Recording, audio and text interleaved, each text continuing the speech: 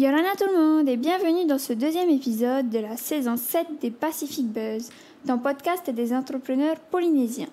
Tu commences à nous connaître maintenant, mais si ce n'est pas le cas, je t'invite à aller écouter les épisodes précédents de notre podcast, car de nombreux entrepreneurs nous ont déjà fait part de leur expérience. Aujourd'hui, c'est à la rencontre d'un entrepreneur peu habituel que nous sommes allés.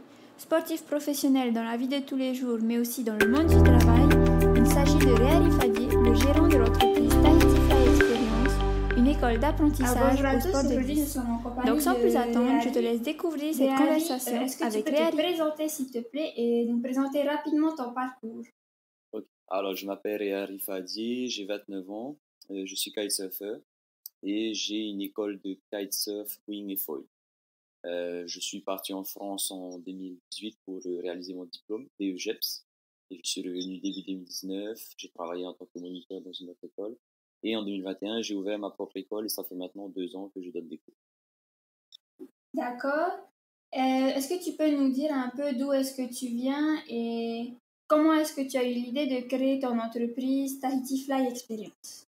Alors, je viens de l'île de Bora Bora, donc j'ai appris le kite grâce à mes parents qui, eux, ont pratiqué aussi.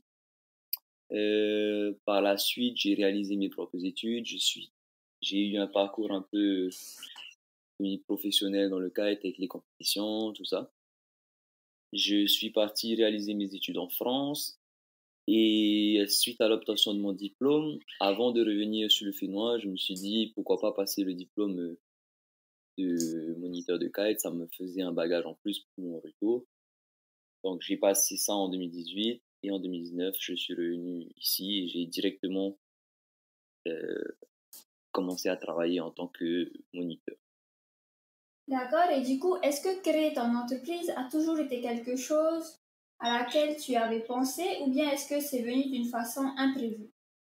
Alors, j'ai toujours eu cette petite idée derrière ma tête, car ma mère m'en parlait souvent, je voyais qu'il n'y avait pas beaucoup d'écoles à Tahiti, donc ça a toujours été une idée dans ma tête, mais c'était pas ce que je voulais vraiment. Et en fait, en passant le diplôme en France et en revenant ici, ça s'est fait assez naturellement. J'ai appelé un copain pour savoir s'il avait de la place dans son école. Il m'a dit que oui, j'ai commencé à travailler, ça m'a plu direct. Donc, voilà ce que je fais maintenant aujourd'hui. Du coup, le déclencheur qui t'a poussé à créer ton entreprise, on peut dire que ça a été l'influence de ton entourage? Alors oui, bon, bien sûr, au début, c'est mes parents quand même qui me poussaient souvent à ouvrir mon école. Moi, j'avais un petit peu peur au début, c'est la peur de l'entrepreneuriat, de pas savoir si ça va marcher, de l'investissement, tout ça.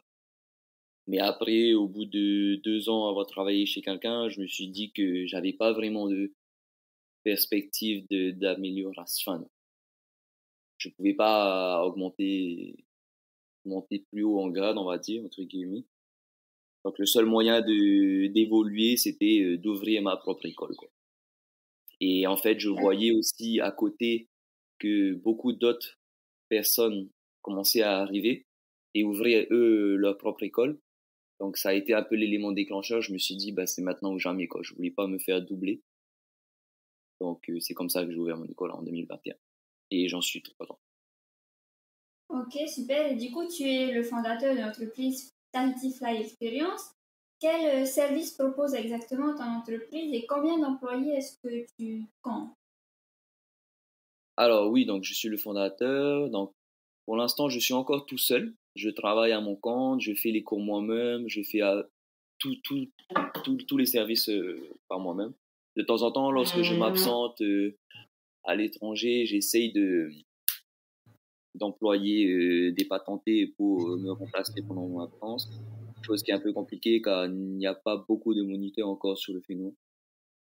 Et les services que l'on propose, alors on propose principalement des cours d'apprentissage, donc que ce soit dans le kitesurf, dans le wingfoil ou dans le foil tracté. Ensuite, on propose aussi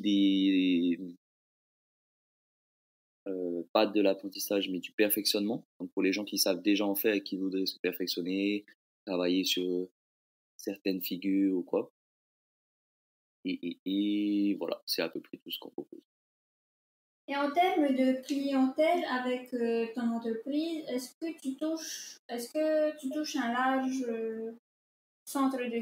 un large panel de clients ou est-ce que tu as vraiment une cible en particulier? Alors moi, je n'ai pas de cible en particulier, donc je dis à tout le monde est le bienvenu, je touche pas particulièrement de cible, mais on va dire que j'ai une clientèle particulière qui sont principalement les locaux et des métros qui sont là, on va dire, pour un certain temps. Donc on travaille beaucoup avec eux. Par exemple, ils viennent pour travailler 6 mois sur Tahiti, donc ils sont là un peu pour profiter, pour découvrir les îles, pour pratiquer des sports aquatiques, tout ça. Donc on touche principalement cette clientèle et aussi beaucoup les locaux. Alors pas beaucoup les touristes parce que malheureusement eux ils sont plutôt dans les îles en général. Donc on travaille principalement avec les locaux. Voilà. Et est-ce que tu travailles avec toute tranche d'âge? Alors oui, on donne des cours à partir de 10 ans en général, car en dessous, on va dire qu'ils n'ont pas encore les capacités physiques nécessaires. Donc à partir de 10 ans, et ensuite il n'y a pas de limite d'âge. J'ai déjà donné des cours à des personnes âgées de plus de 60 ans. Mais bien sûr, en général, la plupart du temps, on va dire que c'est entre 18 ans et 40 ans, une clientèle. D'accord. Ben écoute, je te propose de faire une pause avant de reprendre. Oui.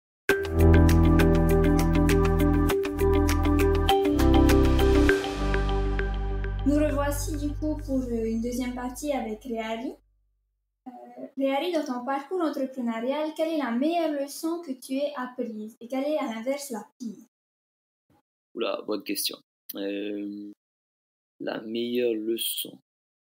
Alors, je pense que la meilleure leçon que j'ai apprise durant le montage de mon école, c'est qu'il faut pas avoir peur de se lancer.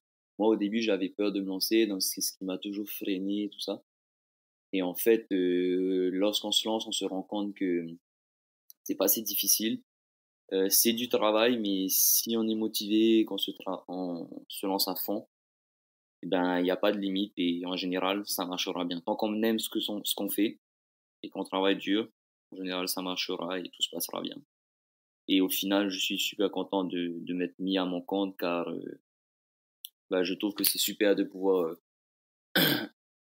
travailler pour quelque chose qui t'appartient à toi-même et être un peu, on va dire, libre, entre guillemets, de créer ses propres horaires et tout ça.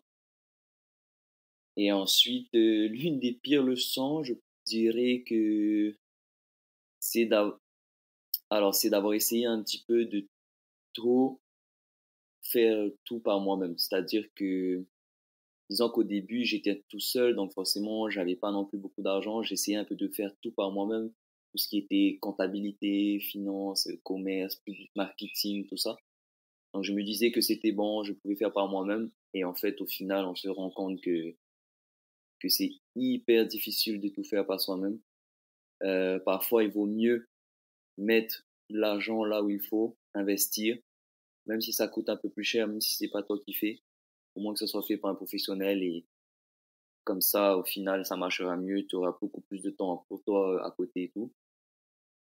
Parce que moi, mon erreur, ça a été de tout faire par moi-même. J'ai voulu faire mon site internet, j'ai voulu faire ma publicité. Et au final, en fait, on se rend compte que c'est beaucoup, beaucoup de travail. On n'a vraiment pas le temps de tout faire par soi-même. Donc maintenant, j'essaye un petit peu de déléguer un peu toutes ces tâches, de prendre des gens de l'extérieur, d'investir un peu à côté dans la pub, tout ça. Et au final, c'est beaucoup mieux comme ça. Je pense que c'est une des leçons que j'ai apprises. Une Ok, des erreurs d'accord. que j'ai faites et qui a porté ses fruits au final. Ok. Et du coup, pour continuer un peu sur la lancée, quels sont, d'après toi, les sacrifices que tu as dû faire pour arriver là où tu es aujourd'hui? Alors, les sacrifices, eh bien, je dirais, oh, j'ai pas vraiment eu beaucoup de sacrifices. On va dire que, je dirais peut-être mon année en France, lorsque j'ai passé mon diplôme. En fait, j'avais fini mes études, donc j'étais censé Mhm. revenir vivre à Tahiti et c'est ma mère qui m'a vraiment poussé à rester 1 an de plus en France pour passer mon diplôme. Chose que je ne voulais pas car je voulais juste revenir.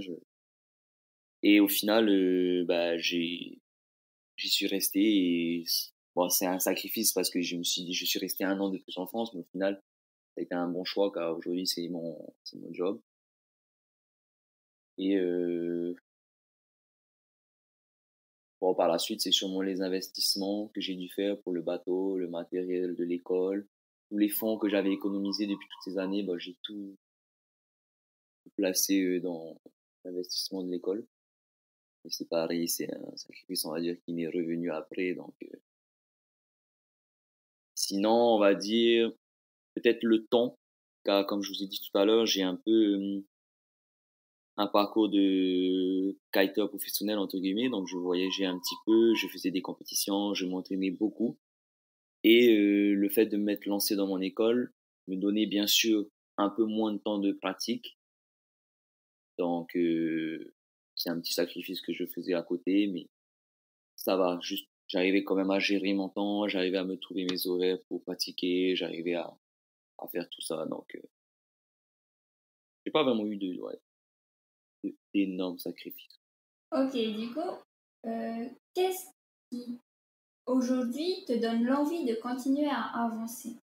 Eh ben, aujourd'hui, ce qui me donne envie de continuer à avancer, c'est que, bien sûr, c'est de vouloir développer l'école. Là, ça fait 2 ans, on va dire que l'école marche assez bien. Chaque année, j'augmente un petit peu les chiffres, j'augmente le nombre de clients, tout ça. Et maintenant, j'ai envie de me développer un peu plus. J'ai quelques nouveaux petits projets en tête. J'ai envie de développer l'école, j'ai envie d'employer des gens. J'ai envie en fait, mon objectif final, ce serait d'arriver à mettre quelqu'un à ma place pour que moi, je puisse superviser ça un peu plus d'en haut et pourquoi pas faire quelques petits projets à côté. Donc, j'ai plusieurs idées, mais voilà, en gros, toutes ces idées peuvent pas se faire sans le développement de l'école. Donc, c'est ce qui me pousse un peu à continuer à travailler et à développer. Ça, c'est donc les projets futurs qui te poussent à avancer. Voilà, c'est ça. Donc, il y a les projets futurs de l'école, les projets futurs professionnels, mais sans oublier toujours les projets perso. Ah, d'accord. Et du coup, en termes d'entrepreneuriat, quels seraient les ingrédients de ton style d'entrepreneur? Les ingrédients de mon style. Les ingrédients de ton style d'entrepreneuriat, c'est quoi selon toi? Alors, les ingrédients de mon style, je suis pas non plus un entrepreneur qui court après l'argent, qui passe 23 heures sur 24 à développer mon école, tout ça.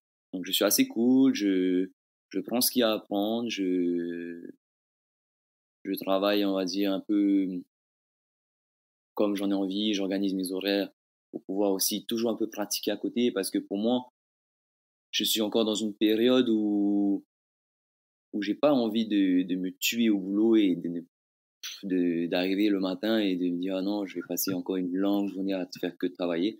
En fait, j'essaye de gérer mes horaires pour que il y ait boulot et plaisir en même temps dans la journée. En fait, je me dis que c'est le meilleur cocktail pour travailler. C'est-à-dire que si moi aussi j'ai ma part de plaisir dans la journée, et ben lorsque je vais aller au travail, je vais être super content, je vais être de bonne humeur, tout ça. Donc je pense que c'est le meilleur cocktail pour essayer et ça, les clients le ressentent. Et ensuite, pour ma part, lorsque je travaille, je suis assez, on va dire, j'aime bien travailler un peu en mode VIP, entre guillemets, c'est-à-dire que je vais pas prendre le plus possible de clients en même temps, car après, ça va devenir trop compliqué à gérer. Donc, je préfère prendre 1 ou 2 personnes maximum pour que les cours soient assez personnalisés, pour que les clients se sentent bien. Donc, je pense que ça, c'est un de mes avantages et c'est comme ça que je gère l'école. Donc forcément, après, oui, on gagne moins d'argent et tout ça. Ça prend plus de temps, mais au moins les clients sont contents et c'est comme ça que je vois un petit peu la chose pour le moment. Ok, super. Et du coup, là, on a vu un peu le côté positif de ton style entrepreneurial. Mais si tu avais quelque chose à changer, que ce soit au niveau de ton style entrepreneurial ou de ton entreprise, qu'est-ce que tu changerais et pourquoi? Alors, De mes petits défauts quand même en tant qu'entrepreneur, c'est que, comme je vous ai dit, encore une fois, tout se ramène à mon parcours professionnel de kite. C'est-à-dire que dès que je vais avoir du temps libre, eh bien, au lieu de chercher à le combler ou à travailler, je vais toujours, on va dire, entre guillemets, profiter de ce temps pour moi. Donc parfois, j'exagère un petit peu, c'est-à-dire que je prends un peu trop de temps pour moi des fois, alors que je devrais peut-être combler les trous, mettre des clients, tout ça. Donc j'aime bien encore profiter pour moi, j'aime bien encore m'entraîner, je continue un peu à faire des compétitions, donc dès que je vois du temps libre, j'en profite. Bien sûr, après, comme je vous dis, je gagne moins d'argent, donc je pense que dans le futur, ce serait un point à corriger sur mon style d'entrepreneuriat. Mais bon, ouais, c'est à voir. D'accord. Du coup, en tant qu'entrepreneur polynésien, est-ce que pour toi, être un entrepreneur polynésien, ça a une signification particulière? Alors pour moi, le style d'entrepreneur polynésien, c'est être cool, savoir travailler avec les autres, un peu main dans la main, ne pas se prendre la tête, beaucoup travailler avec le touriste, le sourire, la bonne humeur et tout ça en même temps, quoi. Et du coup, ça, je suppose que ça doit beaucoup jouer dans ton école de kite, du coup? Ah que oui, il faut savoir rester calme, souriant tout le temps, il faut que les clients se sentent bien. Donc après, moi, c'est un petit peu un de mes points forts, c'est que je reste toujours assez cool, je reste beaucoup rassurant du fait de mon expérience dans le kite. C'est important hein, que les clients se sentent bien à chaque fois. Mhm. Et ouais, donc Ok, super. Et du coup, dernière question avant qu'on fasse une nouvelle pause. Est-ce qu'il y a une chose que tu n'as jamais osé dire en public à propos de ton parcours d'entrepreneur? non, pas spécialement.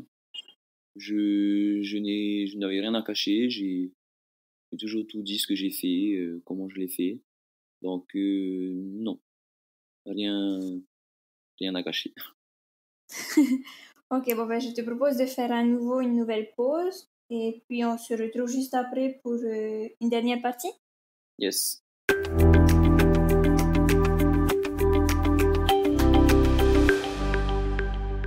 Nous revoici pour une dernière partie. Alors, ça va être très simple et Ali, je vais te poser 3 questions rapidement. Et toi, tu vas devoir me répondre optimiste ou pessimiste. Et après, on développera le pourquoi du comment de tes réponses. D'accord? Ok. Alors, comment est-ce que tu vois ton avenir personnel? Optimiste. Comment est-ce que tu vois l'avenir de ton entreprise? Optimiste. Et enfin, comment est-ce que tu vois l'avenir du Fénois? L'avenir du Fénois. Optimiste. D'accord, super. Du coup, en général, tu vois le verre à moitié plein.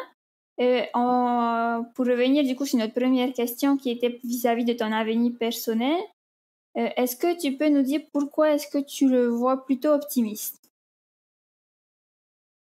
Bien, je le vois optimiste parce que pour le moment, tout se passe bien, mon école marche bien, donc on va dire entre guillemets, je vois pas pourquoi ça se passerait mal. Ça devrait aller. J'ai en tête plein de projets personnels à faire, j'ai des projets professionnels à côté, donc a priori tout se passe bien, donc je ne vois pas pourquoi penser pessimiste sur ça. Ouais. Ok, pourquoi pas. Et du coup, par rapport à l'avenir de ton entreprise, pourquoi est-ce que tu le verrais optimiste? Alors je le vois optimiste parce que, eh bien, on le voit chaque année, l'augmentation du nombre de pratiquants augmente. Enfin, le nombre de pratiquants augmente chaque année. Euh, c'est un sport qui se développe beaucoup, les gens s'y intéressent beaucoup, donc nous, ça nous ramène plein de clients.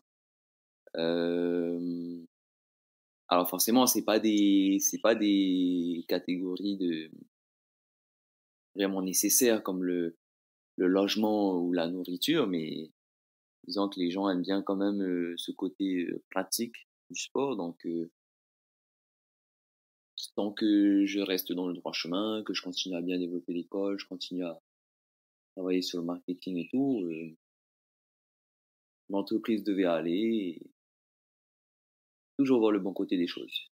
Super. Et du coup, par rapport à la dernière question où tu étais optimiste, est-ce que tu peux nous dire pourquoi, selon toi, l'avenir du Fénois est plutôt optimiste? À propos de l'avenir du Fénois, bah, écoutez, je pense que ça reste optimiste parce qu'aujourd'hui, je vois que beaucoup de jeunes se lancent dans l'entrepreneuriat. Je vois même maintenant des jeunes de moins de 20 ans ou 20 ans à peine qui commencent à monter leur entreprise. Donc, franchement, les jeunes aujourd'hui ont de moins en moins peur, ils sont beaucoup plus ouverts. Donc, l'avenir est bon, je pense.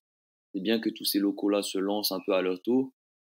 Et parce qu'avant, c'est vrai qu'on avait l'habitude de voir beaucoup de métros plutôt être entrepreneurs. Et aujourd'hui, on voit beaucoup de plus de locaux et surtout des jeunes. Donc, ça reste bien positif.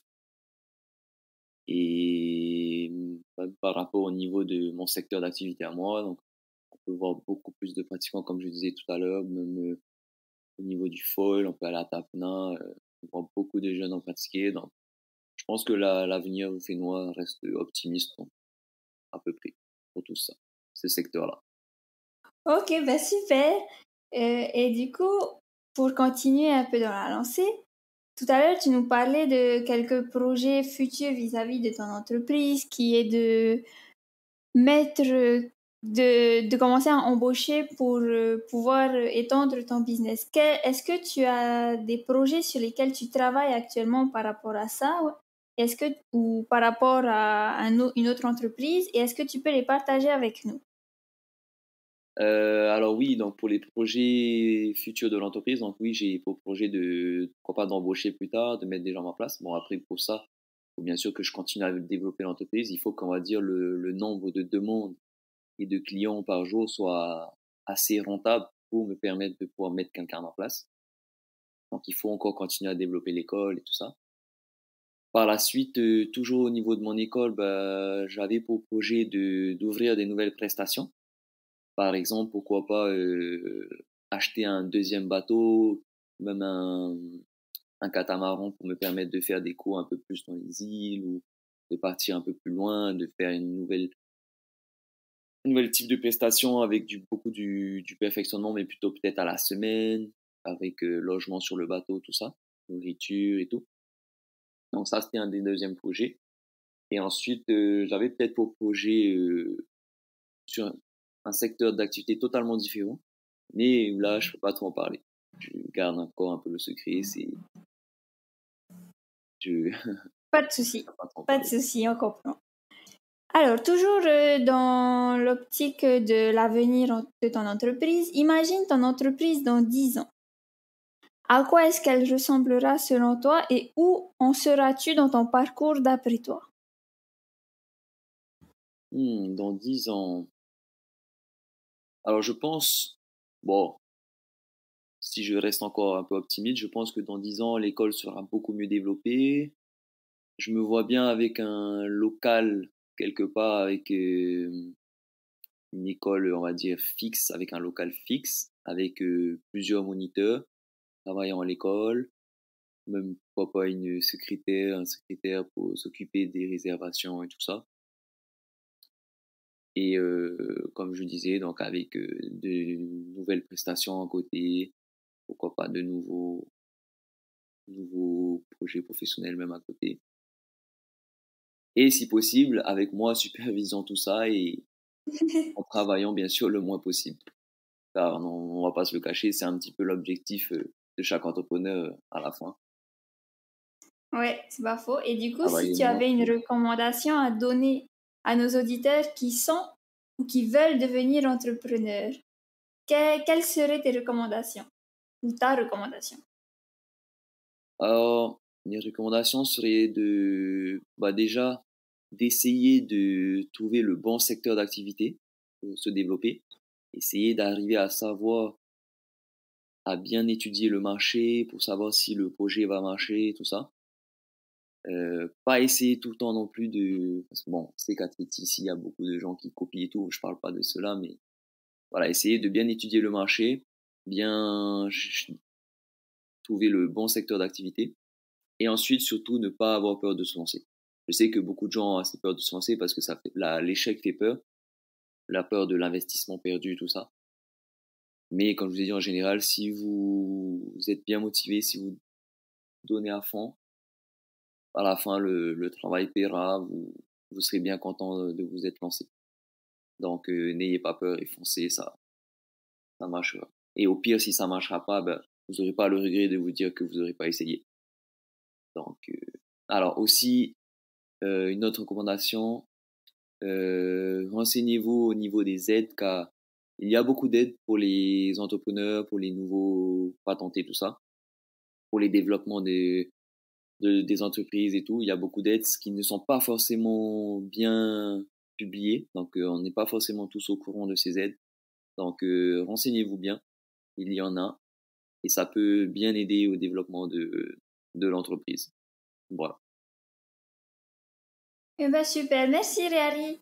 De rien, merci à vous.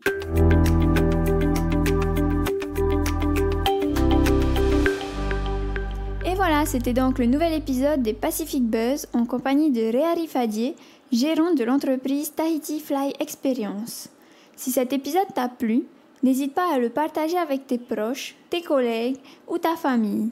N'hésite pas également à le partager sur les réseaux sociaux et à le noter sur ta plateforme de podcast préférée. Ce sont tes retours et tes partages qui nous aident à continuer. Je te retrouverai donc très bientôt pour un nouvel épisode, un nouvel entrepreneur. D'ici là, prends bien soin de toi et à bientôt. Nana!